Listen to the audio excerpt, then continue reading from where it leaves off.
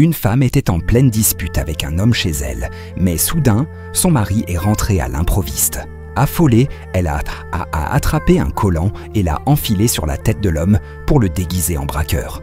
Ensuite, elle a pris une télécommande et l'a cachée sous un vêtement. Le faux braqueur s'est alors mis à crier « Ne bougez pas !» Le mari, paniqué, a demandé ce qui se passait, mais le braqueur lui a ordonné de se coucher au sol. La femme a ensuite attaché les mains de son mari, puis a proposé de l'enfermer dans la salle de bain. Le braqueur a hésité, mais a fini par accepter. Une fois son mari enfermé, la femme a dévoilé son plan. Elle voulait tout voler avec l'aide du faux braqueur. Ensemble, ils ont fouillé la maison et trouvé un coffre-fort sous le lit. Mais problème, impossible de l'ouvrir. Après plusieurs essais, la femme s'est souvenue que son mari était très prévisible et a entré sa date de naissance comme code. Bingo! Mais au moment où ils ouvraient le coffre, une encre de sécurité a éclaté, couvrant tout de peinture. Le braqueur, paniqué, est parti se laver, oubliant que le mari était enfermé dans la salle de bain. Le mari en a profité pour assommer le braqueur. La femme, découvrant la scène, n'en croyait pas ses yeux. Son mari a ensuite décidé d'appeler la police, mais elle l'a convaincu d'y aller à pied, la station étant tout près. Dès qu'il est parti, la femme a réveillé le braqueur et lui a donné l'argent.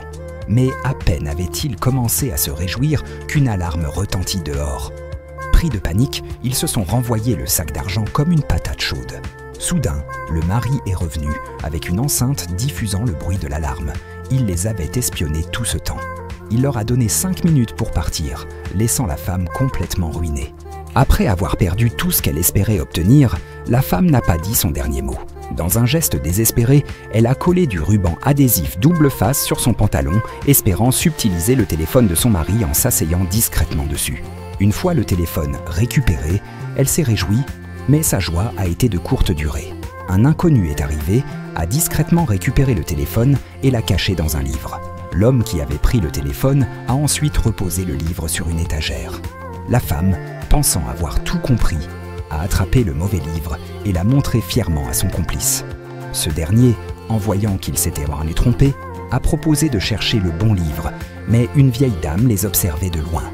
À ce moment-là, la femme et son complice ont décidé de jouer un rôle pour distraire la vieille dame et récupérer le téléphone. La femme a fait tomber un pot de fleurs pour attirer l'attention de la vieille dame. Mais alors qu'elle s'apprêtait à échanger les livres, la vieille dame lui a attrapé la main avec une force inattendue.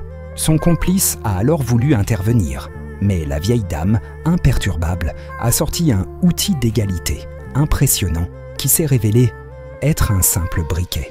La vieille dame leur a fait croire qu'elle voulait 200 $ en échange du livre. Obligée de payer, la femme et son complice ont récupéré le livre, mais lorsqu'ils l'ont ouvert, le téléphone avait disparu. La vieille dame les avait devancés depuis le début et les avait manipulés comme des marionnettes. Comble de la situation, un policier est intervenu, qui n'était autre que le petit-fils de la vieille dame. Les 2 voleurs, démasqués, ont été arrêtés pour tentative de vol. Dans une autre scène hilarante, un homme maladroit a eu un accident improbable. Il est tombé et s'est assis sur une valve d'air comprimé. Résultat, son corps s'est gonflé à tel point qu'il a fallu l'intervention d'une équipe médicale pour le sauver. Après plusieurs tentatives pour libérer l'air, un médecin a enfin réussi à le soulager et l'homme a retrouvé son état normal. Dans une dernière aventure, un ouvrier a tenté de voler un riche propriétaire en sabotant ses pneus avec un clou. Profitant de l'incident, il a dirigé le propriétaire vers un garage complice, où il a rempli les pneus de fausses monnaies avant de les réinstaller sur la voiture. Mais au moment de voler l'argent du coffre du propriétaire, l'alarme s'est déclenchée. Pire encore, le propriétaire, qui avait tout prévu, a révélé qu'il avait monté cette scène pour tester la morale de l'ouvrier. Ce dernier, touché par la situation du propriétaire et de sa fille malade, a finalement décidé de rendre l'argent et a été pardonné. Qu'avez-vous pensé de ce fameux film ? Partagez votre avis dans les commentaires.